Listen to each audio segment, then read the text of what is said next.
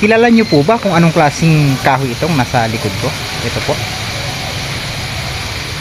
Kilala nyo, familiar po ba kayo kung anong klaseng puno ito? Ito po. Ito po ang tinatawag na agarwood, mga kaprobinsya. Ito po.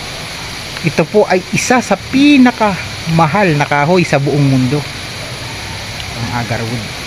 Ito po yun. Medyo mabango po yung kanyang dahon. Ayan.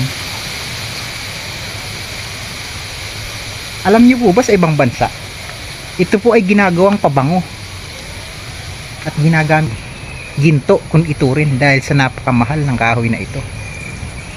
Ayan po. Kung titingnan niyo po siya sa malayo, para siyang durian. Ito raw po ay endemic dito sa Pilipinas, at dito lang po sa Pilipinas matatagpuan ang isang species nitong agarwood. Ayan po, ginto po yan kung ituring nila dahil po sa napakamahal na kahoy nito. Ayan po, yan po ang kanyang puno. Ayan. Familiar po ba kayo sa punong ito? Nagkakahalaga daw po ito ng milyon-milyon.